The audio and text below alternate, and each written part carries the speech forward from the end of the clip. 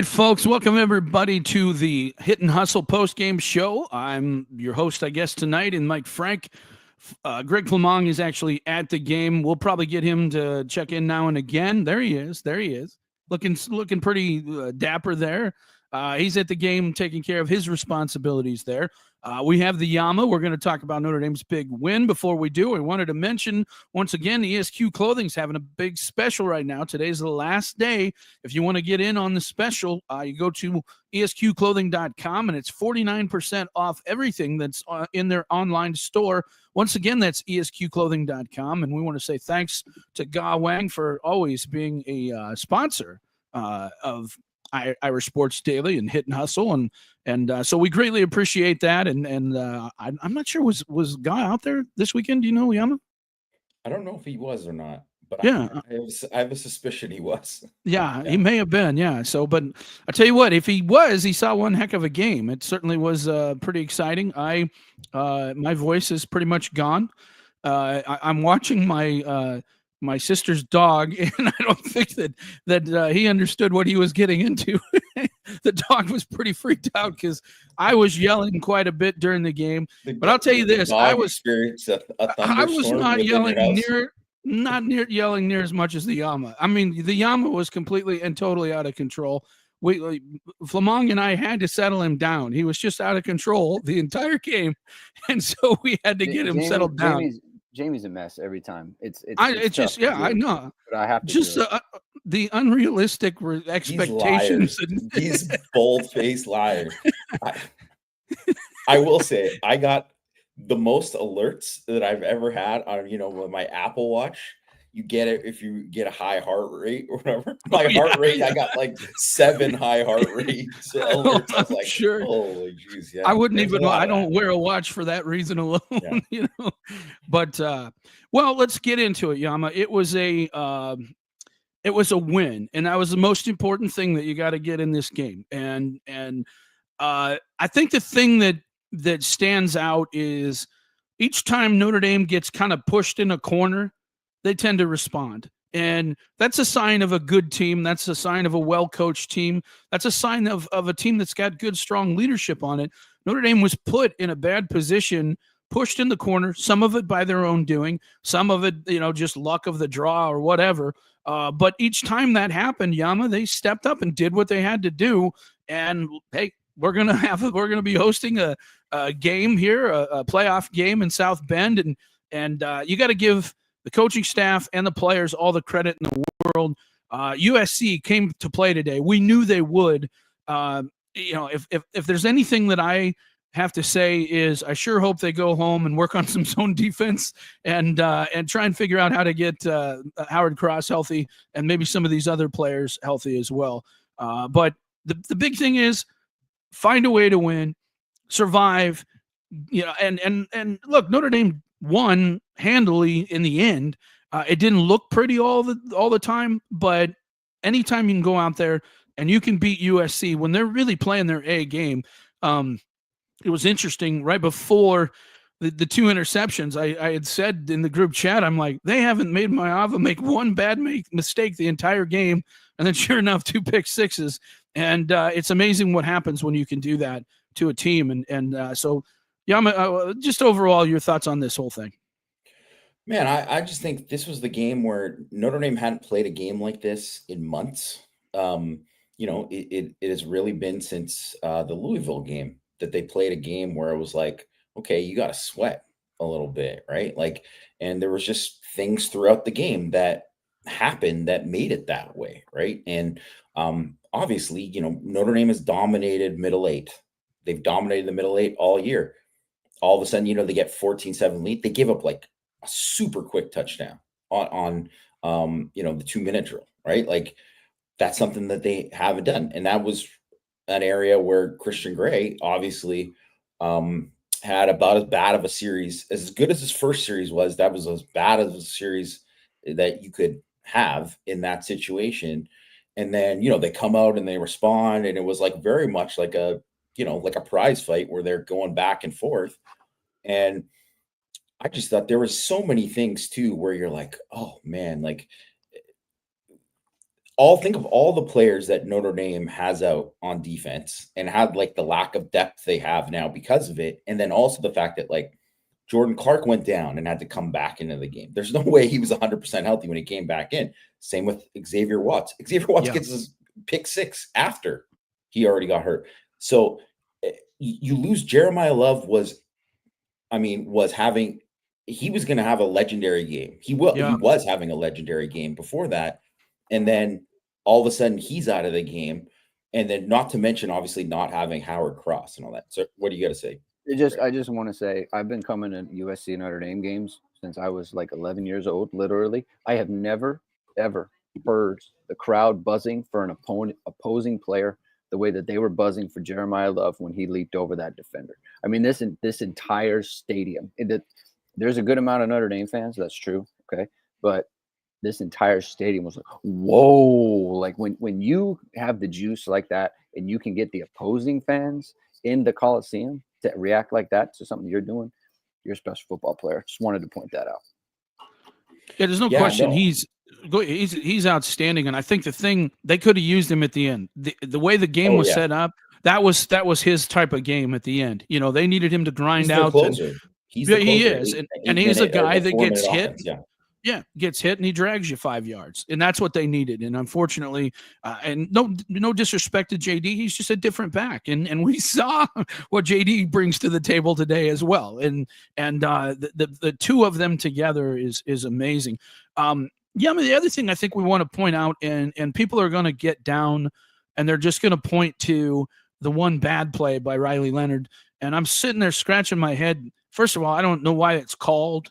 I realize you want to kind of try and take a shot at some point, but you're rushing for 250 yards at that point, and you kind of have them on the fence, and you take a unnecessary shot like that. I get it. I understand you want to try and put them out.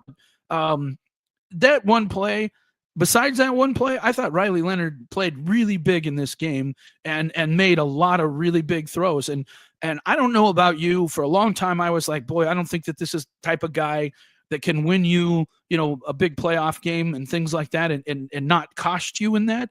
I got a lot more confidence in Riley Leonard after today because SC brought it. They came and they brought it. They were coming after him. I don't think Notre Dame's offensive line played all that well, at least originally.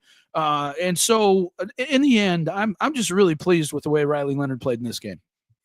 Yeah, I thought he played great. And really too, like, sorry, Greg mentions in here that not Greg from Long, but Greg Bunt here mentioned that it was a duck.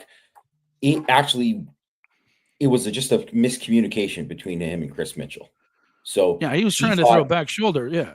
He thought he was going to run a comeback. Yeah. He kept going with it. And I think Mitchell actually, I think it was, we'll probably find out that it was on Mitchell, or maybe they won't ever say it, but yeah. I believe it was on Mitchell and not Leonard, because the cornerback Humphreys was bailing. And so that's what he's reading off. He's reading off of that corner. So yeah, should they maybe have not thrown that specific call there or whatever? Yeah, I think that's fair, but I don't know. Like that wasn't like the pick that he threw at Georgia Tech. Or Georgia Tech. Yeah. Georgia Tech, that one that he threw early in the game. This one was, obviously something that was a miscommunication between them. And we'll probably find out more about it later. But I just think of like, there's so many things in the game there too, where he obviously was huge. His legs were huge, obviously, his ability to do that. But even the sacks he took at the end of the game, there was nothing there. If he could have tried to force something, and it would have been bad. It would have been really, really bad. Well, and the other thing is he protected the ball. You know what I mean? Yes. And that was very, very important. Is if you're going to take a sack, you got to make sure you keep the ball. And I think he knew that. It was interesting. We kind of trashed a little bit about SC's defense and blah blah blah. And yeah, Notre Dame did put up some big numbers as far as points go. But SC, they're a better defense than you give them credit for. At least running the ball, maybe not so much. They're not so great against the run, but they have some dudes out there that can play and really gave, I thought, Notre Dame's offensive line some problems today. at least in the pass rush, when it came to running the football. And then, when they sold out to stop the run, they did a fair job of that, especially in the second half. But I'm just really excited. It was interesting to me, Yama. I had a friend text me during the game, and he's like, well, even if we get in the playoffs, we're just going to get exposed. And I said, by who though? Who is a good team? And that's the where games today. I mean, just watch it. Georgia got lucky as all get out to win last night. You look at Ohio State, and Penn State obviously played pretty well today. I wouldn't say they played a great opponent, but they played pretty well today. But who is a good team? And it's going to be interesting to see what happens with this Texas A&M game and see who wins. But I just don't see a great team. And while I think Notre Dame got exposed on defense a little bit today, I think you have a banged up defense. I think you have a tired defense. I think you have a defense that is missing their best player in Howard Cross. I mean, obviously Ben Morrison would have helped today too. But you had a hot quarterback and four elite wide receivers that you're trying to control. In the past, Al Golden can take out one or two. I don't care who you are. You can't contain all four of those guys. Yeah. Not all game. And so the most important thing there is your offense has to score with them. And that is what people should get excited about, is Notre Dame's offense did the job. And I thought the game plan was good, and I'm overall very pleased. Your thoughts here? Yeah, I mean, I definitely thought that was the good news. But the thing about SC is that, like you said, they have like four guys that can win on anything, and it like at any time, and can create a big play. Like, that's just so rare for any team, really, right? Like there really aren't, like Ohio State maybe, but obviously you look at Ohio State today, and I mean the way they call the game. How do you score 10 points with that talent? How do you score 10 points? Yeah, their quarterback too, and I mean, I think you also have to tip your cap to Jade Maivea and the game he played in this game. Outside of, I mean, the picks at the end, even those picks are defensible, because it was like, I mean, Gray just made a phenomenal play on that one pick. And then the other one's fourth down. It's like, he's got to throw. You have to throw it. Yeah. Got to. Throw the football. Somebody's in his face. You got to get rid of it. Yeah. Yeah. Oh yeah. Yeah. So this was, I was just waiting for the end of the game to put this out, because I mean, I've been dunking on Lincoln Riley all week, and I would say tip my cap to Lincoln Riley too, I thought he did a lot of great stuff on defense in this game. Like, they never did slow mesh stuff before this game. They saved stuff for this game.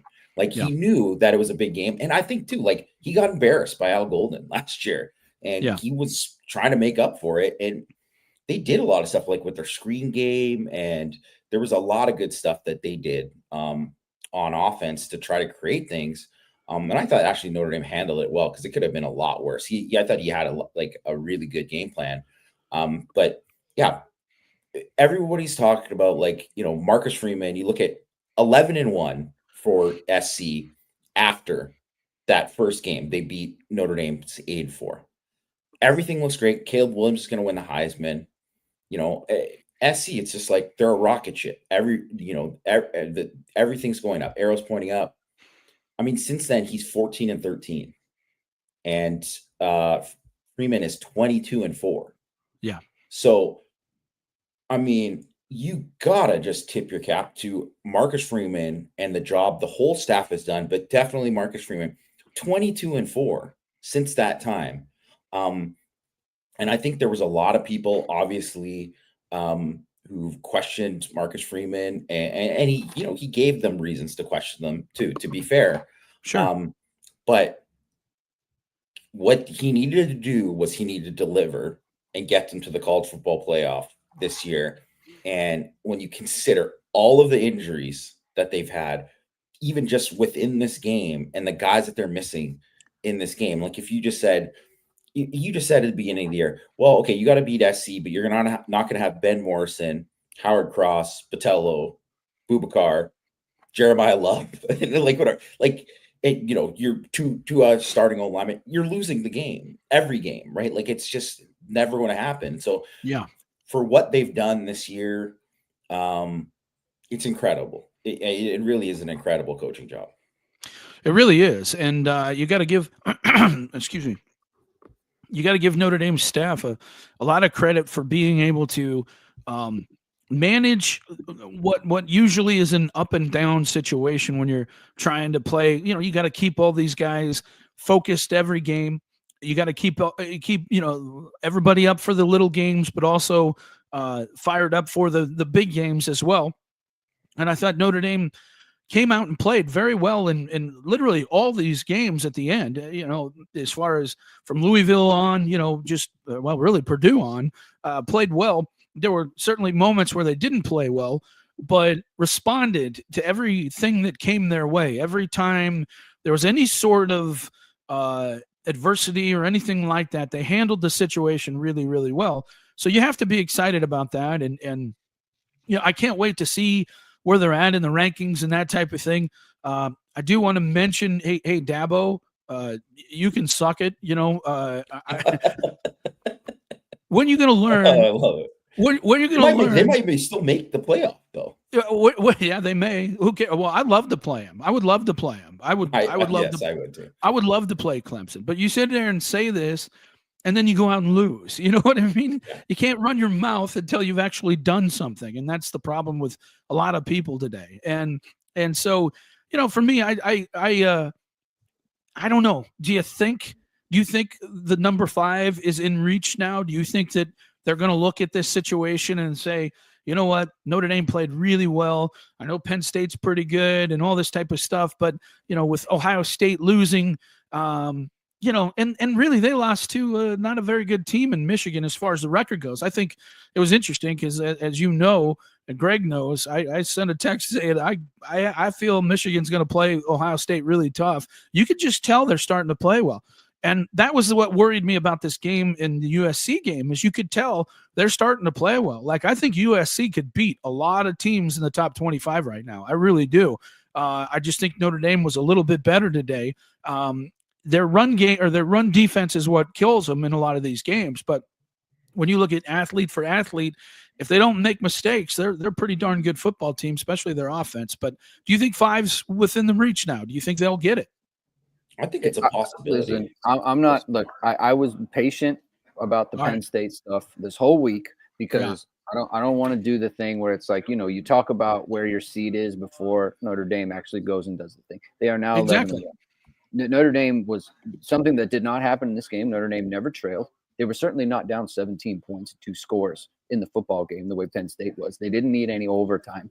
Okay, they didn't need these fluky weirdo formations to the tight end. Like, they didn't need that. They didn't need multiple 4th down conversions to win the game, right? They didn't need any of those things. Any objective look at what Notre Dame has done versus what Penn State has done is just completely in favor of Notre Dame. And if they don't want to do that because of NIU, then that's fine. An objective observer is telling you that Notre Dame is a better football team. They showed themselves to be a better football team than Penn State. And anything beyond that, to me, it doesn't really care. Notre Dame's going to host. They got to handle business, and it is what it is. And maybe the seeding works out that it's actually better for Notre Dame to be the 6. I don't know. All I know, or the 7, or whatever it might be. All I know is that if Notre Dame is behind Penn State at the end of this, and the other part is Penn State, they're going to go to the Big Ten championship. And is that correct? Yeah. Because Ohio State's out. They'll be. Yep. So they've got Oregon. So that's going to be something. So that situation just might get settled on its own. Well, and exactly, with Penn State might lose that game. Notre Dame was going to have a hard time knocking Penn State out if they gave them the higher ranking. But if Oregon wins, which I suspect they will, then Penn State will be out of the picture for that 5 for sure. The interesting thing is, if you get the 5 as who is 12, I got to believe South Carolina pulls up into this now, don't you? I got to figure that they got to be in the race now. But I was going to say before Greg jumped in that I think the main thing is that Penn State now, it's like if they win, they could beat Oregon. Like, it's a possibility. It's definitely a possibility. If they win the Big Ten, obviously they're going to get the 1 seed for sure. They're going to get the 1 seed, right? So I think if Oregon loses that game, they will get the 5 over Notre Dame, just based on losing that Oh, yeah, Big sure. 100% Ten they're getting the championship 5. game. 100% Oh, they'll Yeah, they get. will Oh, get I that agree. 5. Yeah, Oh sure. yeah. So that would mean that, but if Oregon beats Penn State, I think Notre Dame, very good chance they'll get the 5. Like I think based on what we see now, because I don't think, how it's worked out with um, the SEC. Like, I mean, I guess you could say like one of the SECs, like if Texas were to get it, but I don't know if they go into if Texas wins this game right now that they're about to play against Texas A&M, and then they played, they would play Georgia in the SEC championship game. They lose to Georgia again, like, and Georgia they just haven't put good enough, a resume out there to say that they deserve to be whatever. But they still might win the SEC, so they're obviously going to get, one of the top 4 seeds. But if Texas loses those games and with their kind of other wins, I don't know. I don't think they're gonna for sure gonna get the 5 seed like over If Notre Texas Dame. loses, Yeah. you think they'll get the 5? I No, don't. I mean if they win this game Oh and yeah, then they lose in lose the the. Yeah, SEC championship game, right? So yeah, yeah. I mean, I think it's whatever. It's gonna be up for debate of how they kind of seed it, but I mean, obviously Notre Dame locked in 100%. They locked in a home playoff game. I would say that, a 5 or the 6. It really just kind of seems like it, just It'll based be off one of, or the other. Yeah, for sure, yeah, for just sure. based off Yeah, of what we've seen from all these teams. Because that's the thing, is that just like even you, and we could say what we want about today's game and all of this things too, about like things that were bad and whatever. Notre Dame won, yeah, and Ohio State lost at home. Georgia went to 8 overtimes at home to a yeah. team that Notre Dame beat. And I understand that Haynes King wasn't playing that game, but I'm just saying Notre Dame beat them. And go look at the rushing numbers, and go watch the line in that game and compare what Notre Dame did stopping the run against Georgia or Georgia Tech compared to Georgia. Like Georgia got ran all over, right? Yeah. So um, I just think that there's a lot of comparables now based on how things worked out, where that really like broke in Notre Dame's favor. Yeah. So, my understanding now with Miami out is it's Clemson and SMU in the championship game. Is that right? Yes. So Clemson could win this and be a 4 seed with the 3 Yeah. losses. Yes. Yes. Unbelievable. I mean, it's Yes. unbelievable that that could be the case. It I mean, really I is. think they're going to And that's lose what's so SMU. wrong. That's what's so wrong about this whole playoff thing to begin with. These 4 seeds should just be completely eliminated. You should have a ranking at that point, and 1 through 12, and that's the way it should be. Um, I mean, with the Big 12 situation, it's what, Arizona State, and if Iowa State wins tonight, those 2 teams will play, correct? I believe that's true. If Yeah. Iowa State beats I Kansas State, yes, I I believe. think so. But then I looked and there was like 4 different tiebreakers. This Big 12 was like weird Yeah, tiebreaker I scenarios. think I heard that if Arizona State won, they were in, and if Iowa State wins, they are in. But well, I guess we'll have to see. I don't know. I don't know, because really Colorado hasn't played, Iowa State, and Kansas State beat them. So, or no, or yeah, Kansas State beat Colorado, didn't they? Or was it the other way around? Yeah, they did. Yeah, yeah. Okay, okay. Hey boys, So yeah, something I want to talk about here, and I think yeah, it's sure. worth noting. Marcus Freeman's talking in the press conference. This is a quote from the John Bryce. The greatest thing that happened to this program this season was a loss. Keep the feeling, keep the pain. I don't ever want to go through it again. Marcus Freeman on Notre Dame's 10-game season-ending winning streak after losing to Northern Illinois 84 days ago, as Marcus Freeman noted. Can you guys talk about like the growth of Marcus Freeman this year? I think after Northern Illinois, Jamie and I mentioned it a bunch on our show last week about how the Louisville game, everyone's asking us, are they going to fire him if he loses, right? Like that's where people are. They're 11-1 now. They're going to the playoffs. They're one of the best teams in college football by the metrics, by just the eye test. You look at the eye test, right? They're one of the best teams. He has grown this team. He has grown as a coach. I mean, I was talking to someone up here. I think they needed to extend him, win or lose today. I think now the extension that needs to happen as soon as possible. I mean, he's going to get extended. Just kind of talk about like what he has done. Even just from your own faith in him as a coach. After the NIU game, I don't think anyone ever thought Notre Dame would be in this position right now. Well, I'll first of all, you have to wonder if Ohio State's on the phone with his agent right now. You know what I mean? You have to wonder about that. I think it's a situation where Ohio State has to look at the situation and say, are we ever going to win with this guy? We've done everything we can. We've given him everything we can. I hate hearing that or thinking about that, but I do think that that's a reality that could happen. I'm not saying it is or will or whatever his thought process would be if that were the case. But I got to believe that Notre Dame has been in conversation. I got to believe that they've talked to him and that they're trying to get a deal done. I got to believe that's the case. And I don't, just based off of everything I've heard, I don't think that he's looking to go anywhere. I think he likes where he's at. And I think his family likes where he's at. So hopefully it's never an issue, at least here in the next, few weeks. But we knew, and this is, Yama and I talked about this week on Power Hour. We knew that this was going to be a learning curve for Marcus Freeman. We knew that he's going to make mistakes because he's a first-time head coach. You don't know what you don't know, and you have to go through these experiences, and you have to learn. All right, am I hard on him at this point? And do I pat him on the back at this point? How do I get him up? How do I talk to my captains to help me get them up? How do I coach my coaches?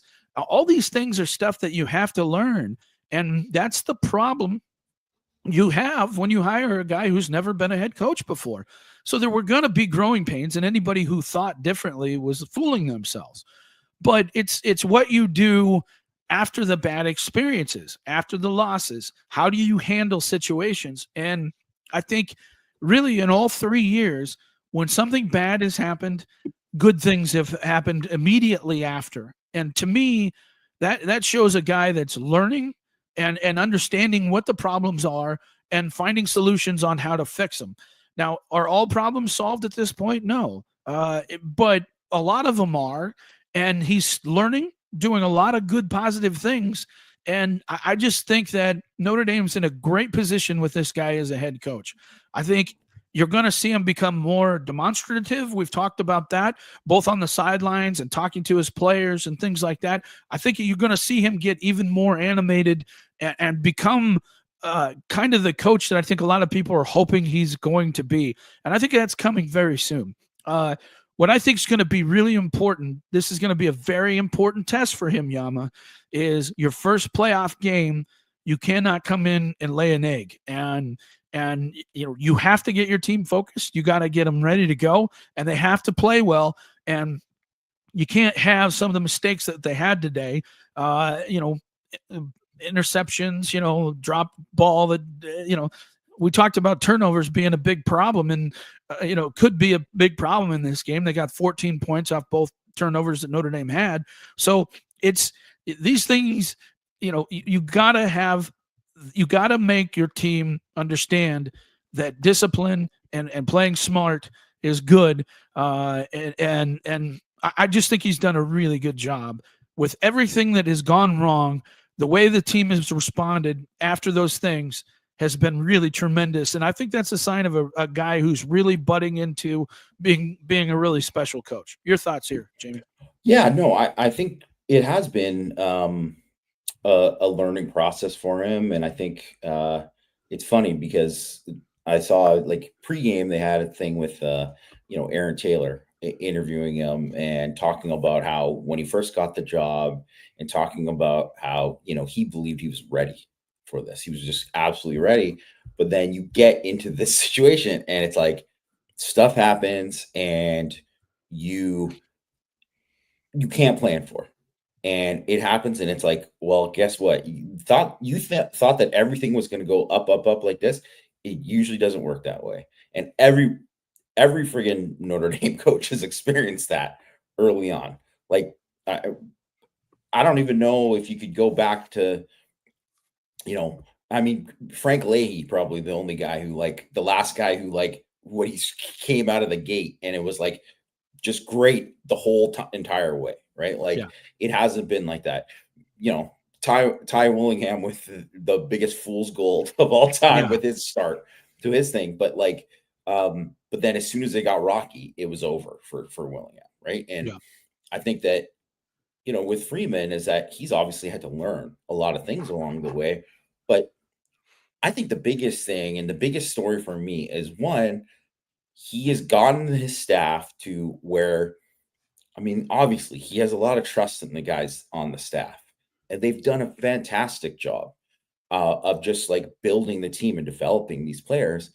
And this was just, there's so many times where we've seen it where Notre Dame has had this amount of injuries in a season, and it's like, well, I guess they're winning 8 games this year. That's kind of just what happens when Notre Dame has had this many injuries. That's what happens. The reason it didn't happen is because of how they've recruited to the point where maybe I know people aren't like thrilled with the current class, or maybe they didn't think this other class, whatever. They still got a bunch of good players that are like guys that are there, or they still have guys like Leonard Moore. Leonard Moore is phenomenal. He is a He great is a player. phenomenal player. Like, He might be the best corner they have right now. because that's the thing, is if Ben Morrison was playing right now, you would just say, and if Gray was getting cooked, you'd just be like, all right, Leonard, get out there. Like, that's what Yeah. you would that's what you'd have there, and he could go in there and do the job, right? Like, so to have that kind of thing happen, to see like how many guys who are like young players in their first and second year in the program who are some of the most valuable players on the roster, like, it is truly incredible, like what they've done, because there's a lot, that's the thing, is that they're going to go into, no matter what happens, I think they really do have a shot at like making a run here, just based on what the teams, and having this 3 weeks off too, the fact that they don't have to play a conference championship too, like, that is massive, because they need, hopefully Jeremiah Love is back healthy. Howard Cross will be back healthy Certainly. Yeah. during that time. And because, tell me this, Mike, how many times today when you watch the game and you're like, man, Notre Dame just can't win Yeah. on a pass rush. They just can't. And eventually they started getting more at the end of the game. And that was really probably the difference, actually. Maivea was still making throws with things in his face, but He was. but he gets the pick at the end. That's part of it, is the pressure, right? Sure. And I think that if this game, if you had healthy Howard Cross, at some point in the game, he's just wrecking the center and just all of a sudden getting a sack. That's because that's what Howard Cross does, right? And also too, he's one of those guys who his best games are the biggest games. That's who Howard Cross is. So to not have that, I think this was a game where you really saw that, where there was like the difference, and not that Heinisch played bad or anything like that, but you see the difference when you're going from like a Heinisch to or a Cross to a Heinisch. Well, Cross is just a really great pass rusher, and Heinisch, that isn't necessarily his biggest strength. He does do some things well in that regard, but you really needed that today, and Notre Dame had to send more than you'd hope, a lot of times, to get the kind of pressure they needed. First of all, thanks Steve Miller for the nice donation there. That's great. We greatly appreciate that. It's it's going to be fun, hopefully, to see Notre Dame do so well. I did put that thing up, Greg, because the guy had said, Marcus Freeman needs to make 7 or 8 million. I think he's already making that now. I think the number's got to be over north of 10. Yeah, north of 10 for sure. So that's why I put that up. But and again, I don't want to say I know for a fact that they're they're negotiating with him, but I just there's no way they're not. There's no way they're not. He's going to be a hot commodity, and these people who are saying that the NFL is not interested in him, they're wrong. And I know that. I know that for a fact. There are teams that are interested in him. So, whether or not they would hire him, I don't know, but I firmly believe that there are teams that are interested in him. Would you want to go in the NFL? I'm not sure that that's his style or what he likes. I'd be surprised. Maybe later down the road, I could see him doing something like that. But I don't know. We'll see what happens. So, all right, folks. I'm sure we got some comments and questions. If you want to fire in some comments and questions in the chat, we'll definitely address them and go from there. We're going to show back up. We were going to keep rolling, and I knew we'd have a well, there we go. Mike, someone asked the question about earlier in the show about the pass defense, about Jeremiah Love. Were there any concerns that you had in this game about the pass defense? I know it was something. You just add a little context to kind of what we saw today from the defense on that front. Obviously, 557 total yards, 360 passing yards for USC. Just kind of what did we see there? You want to take it, Yama? Yeah, well, I mean, I would say that if you've watched the whole year, Gray has been beat a few times where they haven't connected because of like pass rush stuff or whatever. The throw was just off or whatever, where I knew that it was going to come at some point and probably against USC because they have the guys who can take advantage of that. So I knew there was going to be a point where he was going to get picked on and they were going to attack him deep because you saw it on the one play where, Deuce Robinson caught the one that was not contested, right? They're blitzing Xavier Watts off the edge. Well, Gray had eyes in the backfield. He thought it's blitz. They're going to throw hot and I'm going to make a play on the ball. Yeah. And he lost his guy. Like he didn't play his responsibility, and that's how he got beat. And obviously he got, grabbing later too. And I mean, that's gonna happen too. Like he grabs and everybody grabs. It's not gonna happen, but he was doing it because he was trying to like make a play in phase. And that's the big difference between Christian Gray and a Ben Morrison, where Ben Morrison gets right on that hit, and he's just so easy speed running with those guys. And Morrison or Gray isn't that.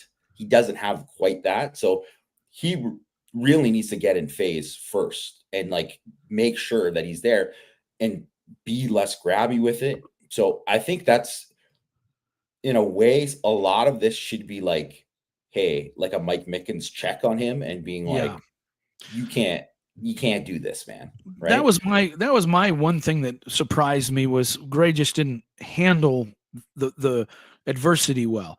Like that play that did, but he had that one with the pick six, yeah.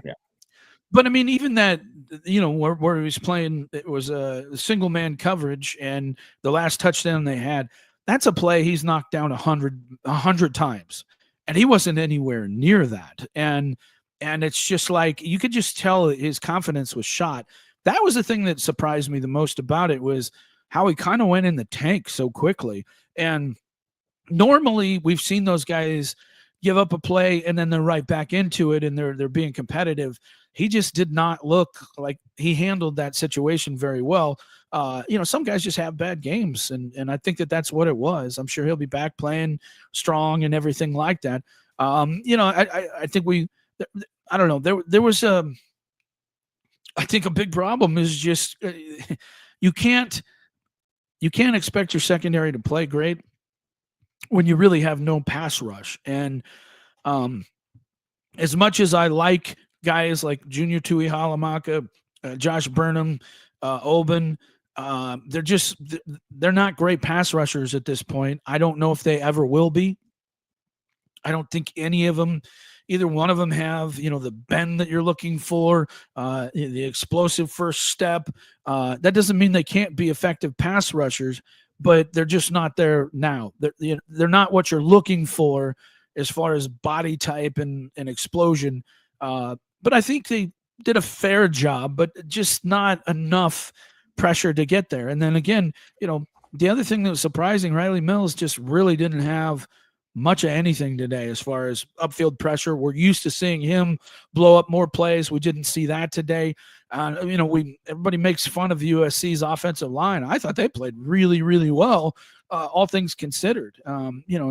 At the very end, of course, Notre Dame brought a lot more pressure, more people than they could block, and it was harder for them to hold on. But again, I think Al Golden was worried about sending pressure because they were giving up so many big plays in the passing game. And so it's kind of a, choose your poison on which way you want to die, So it was a tough situation to be in. I mean, this was a game too where, we kind of been waiting for it most of the year, where it's like Botello or Boubacar would have been a difference in this game. Big time, because they just would have eventually won and got him and got Maeva down. And that's the thing. And he did a great job in the pocket and avoiding pass rush. He did a really great job. Yeah, I was surprised. They pressured him a fair amount, and they couldn't drag him down. But the difference between like finishing and that is, it's a big difference, right? So I think what you kind of saw. I mean, there was obviously the one play where Bryce Young. I mean, where Christian Gray also had that one really good pass breakup on the sidelines where Young got pressure and then he got a hit on Maeva. Young has the most potential out of all those guys, and he's coming on the most. Yeah. And he is absolutely the guy that they need to keep progressing forward and explode. And like, maybe like he comes and becomes a guy. Because hopefully Logan Thomas can add something once he gets healthy. That's the other thing too, is that people kind of forget that when Boubacar and Botello went down, Logan Thomas was the guy they went to in that Louisville game, right? So whether or not he can be, if they can get him back and do that too, I think they actually really need him. They actually really, really need him. And they obviously need Cross. So it's just like, at some point, the guys who are the second string who aren't there are not going to win the same way that they should against the better teams. And if you're going to look at too, like, it's not red flaggy, but I mean, I will say that sometimes can be the difference in these types of games, right? And obviously Notre Dame's got a great secondary and they had enough guys to make plays there to still win. And I think if you look at all of the playoff teams, I mean, I would say a lot of these teams, like Miami, their receivers and, comparable, right? Like there's some of these other teams that are like that, but there's not many. There's not many. Like, look at Georgia's receivers stink. Like, they stink. Tennessee's receivers are okay. Like, there's no one has, I mean, Ryan Williams from Alabama is a dude. Bama has that one guy, yes. Yeah. He's a good player. And Bond is a good player from Texas. Yeah. Yeah. And everybody has like one guy, but nobody really too. There just aren't teams that have that same, like, even honestly, Oregon. Where Jacoby Lane is, that guy could be as good as any of these guys. Like, it's just, there're just not many guys like him. Like that play where, Gray got beat on the touchdown. And I know because I was texting with Greg about this too. It's like, I really thought that was like, normally you'd say, oh yeah, he in breaking route, those are ones he breaks up all the time. But he didn't just run a slant. He like ran like a pivot route and like spun back. It was a filthy route. Like, I just thought it was like, man, he just got him on that route. Cause it was like, you don't see somebody turn out with like that out cut and then cut it back like that. It wasn't even like a pivot. Like, it was almost like a spin move. Like, it was a very unique route. And that's, I think, why he got kind of, messed up with it. And then even like that play at the end where he scored, I mean, it was the garbage time, but still, you're just like, oh my gosh, this catch at the end, like, USC's got dudes, and Mekhi Lemon is a very, very good player. Like he's going to be a problem. But speaking of Lemon, though, I do want to shout out Notre Dame's kickoff coverage. Phenomenal in this game. Phenomenal. Yeah. It really was. I mean, they give up the one play, but the rest of the time, I thought it was fantastic. Really did a good job. Jason says, is Riley that bad of a head coach because they've lost 6 games? I don't think he wants to be in the Big Ten. He's trying to become the Bears head coach or offensive coordinator. Sometimes the hardest thing, Yama, is how to teach your team to win those tough in the moment. How do you get over the hump? And man, Charlie Weiss had how many of those games? Just one right after another, it seemed like, and he could never get him over the hump on how do you pull out those games? What do you need to do that? And I thought Riley had Lincoln Riley had the team ready to play. I thought they played their hearts out. They just didn't make it, and I thought really that stupid play where, you get in shotgun when you're at the half-yard line. I'm like, what are you doing? Yeah.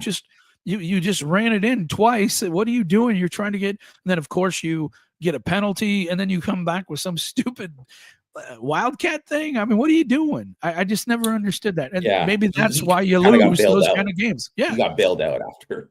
Yeah, certainly. But those are types of things where sometimes you just do stupid things, and that's how you lose those types of games. So, by the way, Mush just called me. I had to mute the call. I guess he's so excited he probably forgot we're doing the post-game show. Well, yeah, Eddie just called me too. So, and you know what he's going to do? He's going to talk about we're going to the playoff. That's exactly what he wants to talk about.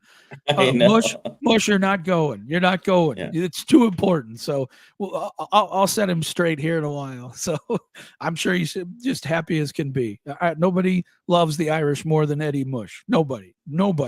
And Yama knows. I've never seen a bigger fan of you. No, I haven't. Yeah. I actually don't even think it's close. Nuts. He's absolutely nuts. So when you look at the teams, we do this every week. I mean, who are you afraid to play? I mean, who do you think would be a bad matchup if Notre Dame had to play them right now in the situation? I mean, every single team that we said a couple weeks ago that I was like, man, I don't know if they all have lost then. So I honestly, and Georgia should have lost. Georgia should have lost. Yeah. No one should fear Georgia. I'm not to say that they can't turn it on. And when they get hot, but they just play so stupid half the time. Yeah. Like they deserve to lose that game. Yeah. I mean, just even the fact that Georgia Tech could kind of like really take it to them like that. I just think that's a serious problem. I really don't know. I really don't know. Like, I think any of these teams you could say, well, if they bring their A game, you wouldn't want to play. So South Carolina, if South Carolina is in there, if they're they can't be the 12 seed. I guess they would be the 11 seed or whatever, because whoever's the 12 is going to be the last conference champion.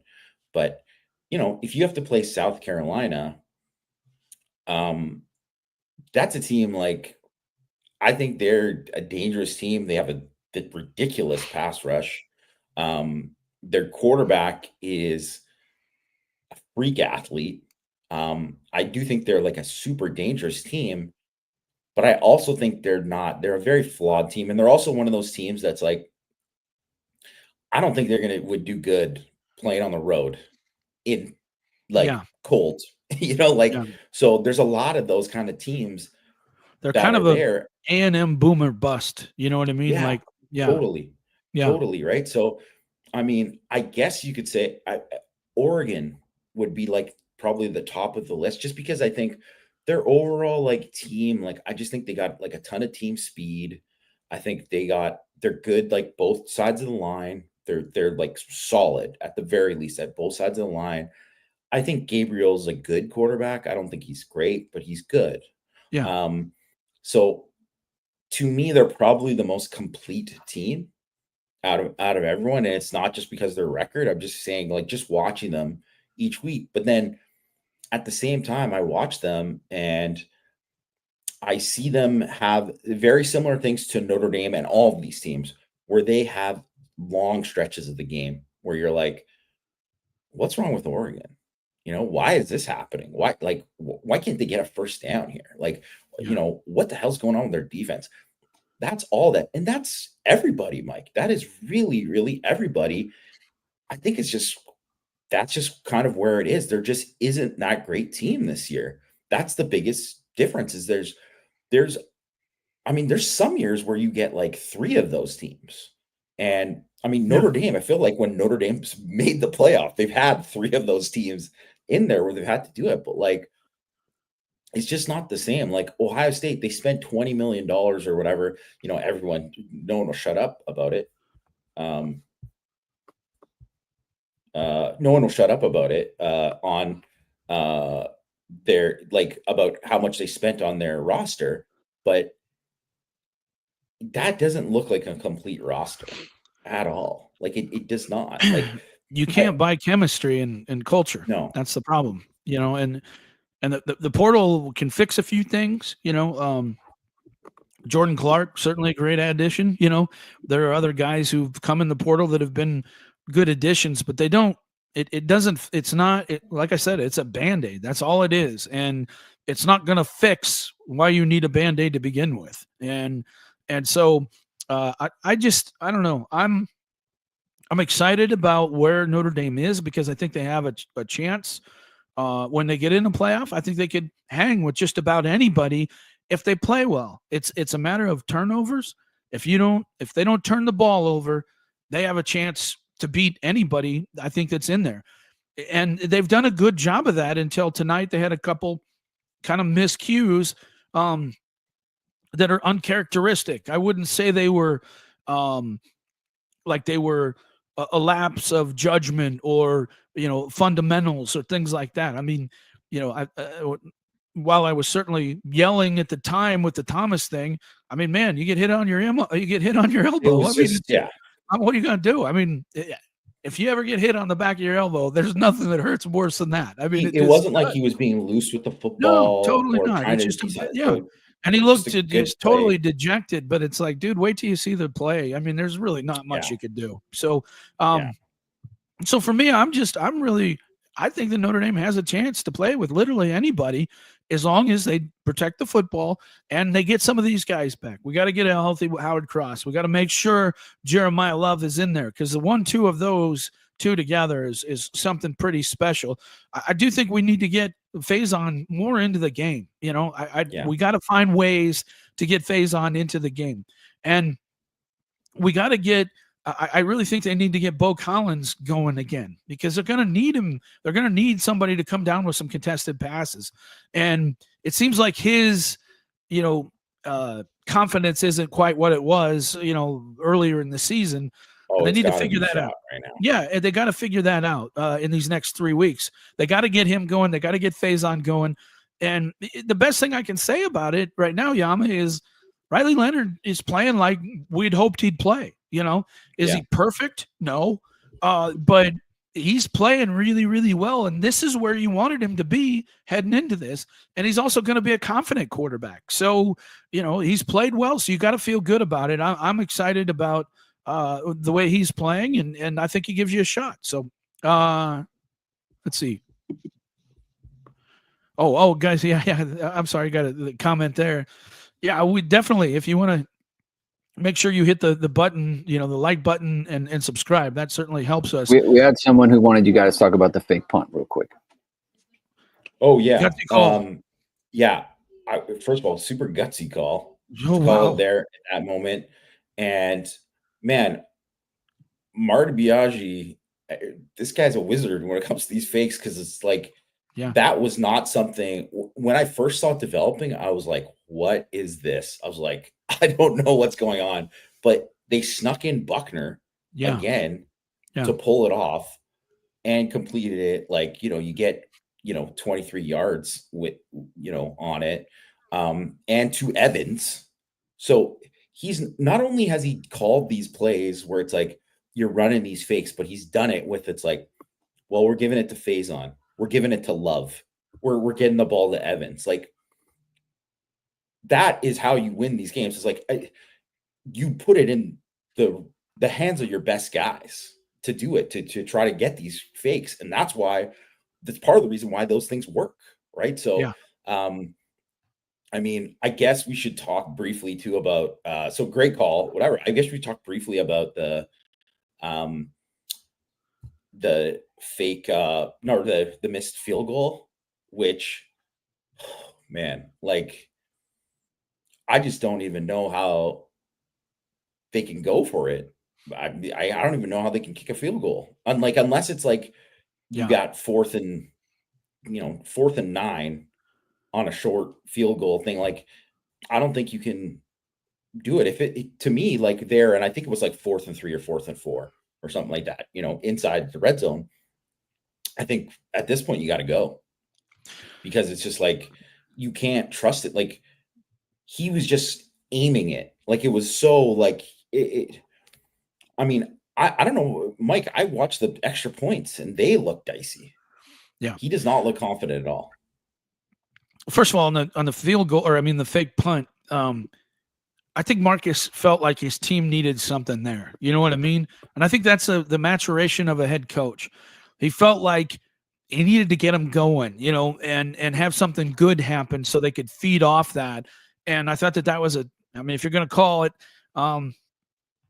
that was a good time to try and inject some sort of energy into your team and build some confidence. Now, had it not worked, I think we'd be having a different conversation. But I think he's done a really good job with trying to do this. Field goal, I don't even know what you do. I mean, look, I know they want him to be the guy, but are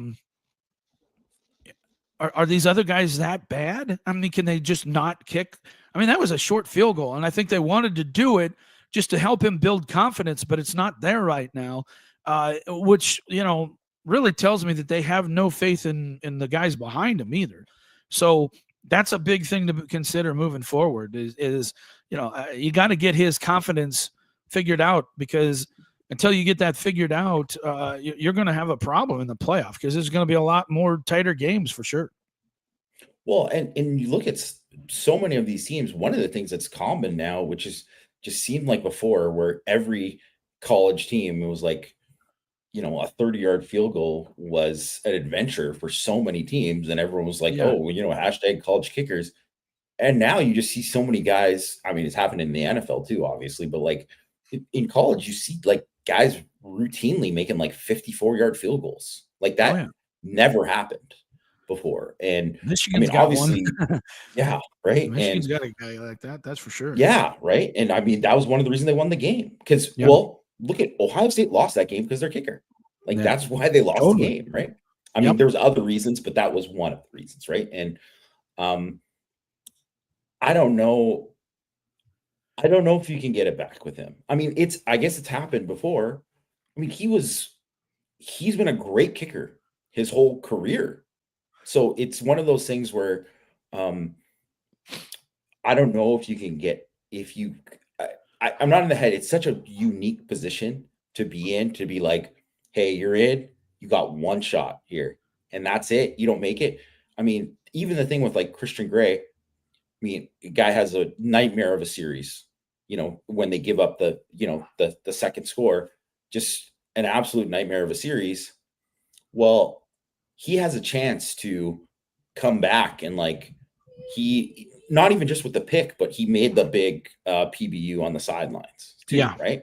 And so they're gonna throw the ball at you again. You're gonna get chances to make up for it, and obviously he did. But if you're a kicker, it's like you might not get a chance to kick again, right? And so it's like, I don't know. I mean, hopefully he can get it back. I mean, that's where I think like sports, like, do your magic or something, because it's got to be in his head. Yeah. Like Greg said, before the game, sorry, Mike, but before the game, he made from 54 in warmups. Yeah. So, I don't know. Greg, why don't you come in here if you could? Just wanted to get your thoughts on just kind of the whole feel around there and everything. What's it like up there? The feel, it's very quiet now. Everyone's working. No, I think it was. I mean, it was an interesting crowd. Like it wasn't super. It wasn't like super energetic, but it filled up throughout the day. So that was kind of good to see. I called it a bowl crowd. It definitely didn't end up that way. I mean, USC, it was a pretty nice crowd for them. You know, it was interesting. It felt like the game was never in control until obviously the end, but Yeah. Notre Dame was clearly. It never got to that point where it's like, man, they're in big trouble. It was like they were always kind of a possession away from maybe being in trouble if they didn't make the plays that they ended up making, right? And I think one of the biggest drives of the game was right after halftime. They get the ball, they come out, and they go down and score. And it's like, we're never going to be losing in this game. And I think that was like a statement. And then I think the defense, they had been Stepped up then. struggling to get stops Yeah. all day. They got stops. Christian Gray, he was having a nightmare game. One of the worst games that I think we can recall from. I mean, like shades of like Gary Gray in 2011 against Michigan, right? It was that kind of thing. And then he gets the pick six, and then Xavier Watts gets the pick six, and then it was just like, you know, I felt like big time teams and big time games, you got to make the plays in the moments. You're going to struggle. There's going to be tough ones, but they made the plays when they needed to make them. Now they're off to the playoffs. It's just one of the best signs you can see from a team. You know, people question, what are they going to do when they handle adversity? They got adversity today and they handled it. I'm fired up, guys. I can't wait to see. I can't wait to see what happens. We're going to have obviously the conference championship games, and things are going to change. So whatever the ranking is this week really isn't going to matter because a lot of it's probably going to change after this conference championship games. This is the time, though. I think that it is an advantage. I think for Notre Dame right now, Jamie, that they don't have a game this week coming up, right? They can rest and they can focus on what they need to do. I think that that's a big advantage compared to a lot of these other teams because, certainly some teams that are not going to be playing in a championship game, they'll have the same situation, but just to get healthy, not having to focus on a game this week, and just kind of dial in on fundamentals, and getting some of the young guys those little extra reps that can help them, hopefully get a Logan Thomas, activated and going and being healthy and I just think, maybe a Mookum you're going to need down the stretch. You're going to need him to come in and play some big plays for you. Those types of players, you just having that extra week where you're not playing a game and you can just kind of focus on things, I think is really, really impressive and really an advantage. And I'm excited to see how this all unfolds. Thoughts there? Yeah. I mean, they kind of talked about it during the game about how like the 5 seed is kind of the best possible scenario out of all of them. It's like better than the 1 seed really, because you get this break. Yeah. Right? Oh, yeah, sure. Yeah. You get, you get this break, and obviously because of the next one after, you also get the 12, and then you get the 4 or whatever. But I mean, just think about and I don't know how banged up Georgia is, but Georgia really has to try and win that championship, not just for like seeding purposes or to have a home game or to have that bye, but that bye matters for them, because if they play it and then they have to play the next week after, when that's not going, like, or I guess it would be a couple weeks after or whatever, right? Like like that is a lot harder than having this time off. So Notre Dame gets kind of close to like a bowl game break, and they also it's 3 weeks. It's 3 weeks where everybody else will get 2. Yeah. And also too, like they have more time to spend portal stuff. Sure. They have more time to spend on opponent prep, which is also a big thing. And let's just face it, Notre Dame is beat up now. And they need it. Whatever we think of how far Notre Dame can go, they're not going as far as they can go without Jeremiah Love, without Howard Cross, the guys that they have. Obviously, you'd love to if they would be able to get some of the guys who are out for the season back, but that's not happening. But the guys that are like missing now, or like Jordan Clark just being like, healthier and Watts being healthier, because we really don't know how beat up some of these other guys are either, right? And I think it's just it could be really, really big for them. Yeah. Well, I think that's it, folks. I hope you guys enjoyed the post-game show here. I want to say thanks to Greg for doing the producing here. Also wanted to mention once again, ESQ Clothing, they're having their sale. Go to asqclothing.com and go into their online store, 49% off. Yama and I will be ready and doing our show on Monday for Power Hour, so be looking for that. Make sure you like this show and also subscribe to our channel, because that certainly helps us. Greg has one more thing he wants to add. Morning after recap show tomorrow, 10 a.m. Eastern, 7 a.m. Pacific. Be there. Oh, all right. Sounds good. Well, that's going to be it, folks. I hope you enjoyed that, and looking forward to talking to you on Monday. I can't wait to find out, I guess what's going to happen here. This Texas A&M game, we're going to talk a lot about everything. And then there's recruiting, there's portal, there's all kinds of stuff we're going to talk about on Power Hour on Monday. Greg mentioned his show as well tomorrow. So looking forward to that. Thanks for listening and watching, folks. We will talk to you next week, or actually after the next post game, I guess.